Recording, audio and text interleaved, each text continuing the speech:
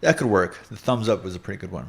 We can even go a little further, make it really complicated, or not complicated, but a more complex melody here by throwing on a little bit of scalar too. This is a fantastic tool, and I implore you to pick it up. It's $50, I think, on Plugin Boutique right now. I think it's on sale for $50. Might be more, maybe. It's like 70 when it's not on sale. But anyways, it's well worth it because this thing can really help you out with writer's block when you can't think of a melody or nothing's flowing. Let's go ahead and load it up. And what we're gonna do here is change you to up here, change the notes to use scalar, and then we're gonna set the input of intro guitar here to be listening to the output of scalar 2. Where is it? There it is. And then you set the input right there, turn it on, and then let's open up scalar here. Now, it's gonna detect chords, so we're gonna hit detect, and then choose this one. Okay, that's our chord that we're working with. So we want this chord to just kind of repeat over and over and over. And we're going to turn on perform. I got to turn this off first, I forgot. Okay, so we're gonna turn on perform and go down to melody. And then you turn on melody and it actually plays little melodies that work within these chords. Take a listen. Oh, you know what? We didn't turn the ARP off, so we have to turn, because it's the MIDI data is going through the ARP then into Nexus 3, and we don't want that. So let's turn this off.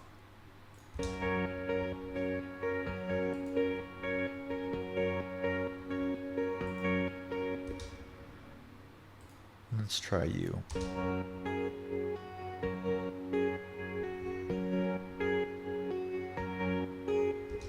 See what I mean? So you get like some really cool riffs. Let's try another one.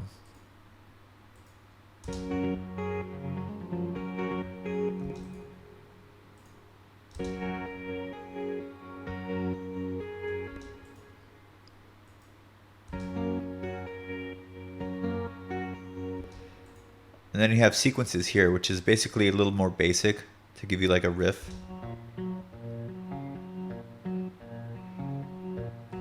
That one would work really well, actually, I think. So it's a little bit more rhythmic and musical, I find, than using the Ableton ARP. So let's get rid of that, because it wasn't giving me, you know, something that's exciting, that has a little bit of an offbeat, kind of syncopated note placement here.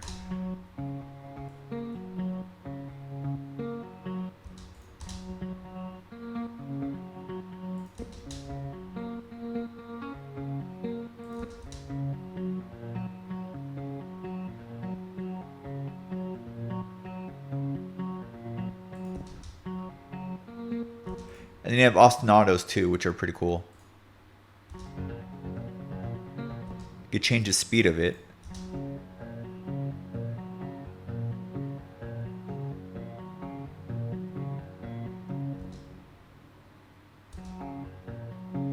And then, you know what we could do, which would be kind of a cool idea, is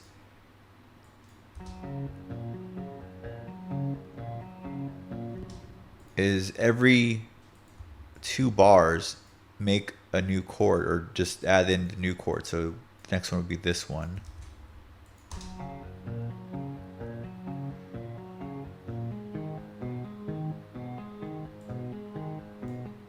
And then the next one will be this one. You know, I could do the same thing technically by just doing this and then hitting or wrong one, that one. So I guess I could have just done that. But yeah, so let's try slowing down the MIDI here.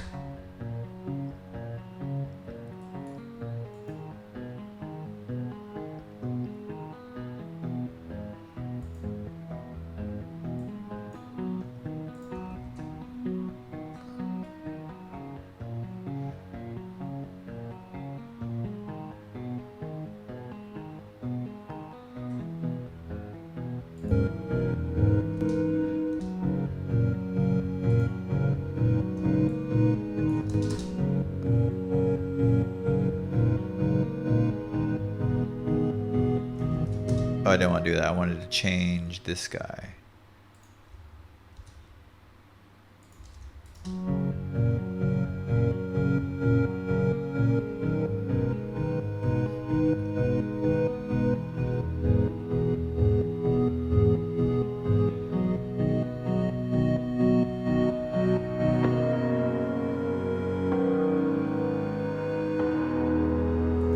Okay, that could work. So you just kind of slow down the chords, and then it, becomes like this new thing right here when you have it double time.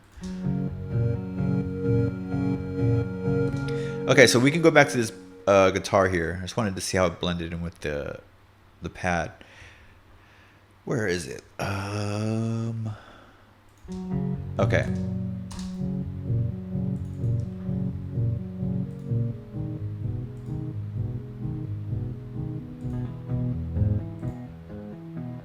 Oh yeah, we don't want the output of scalar to be going. That's why it sounded kind of a little off to me. It makes its own noise, or it makes its own sounds by default. You can choose a bunch of different presets here. We can just go ahead and turn you off because we don't want the sound coming out of scalar. We only want the MIDI information that it's sending into our instrument down here.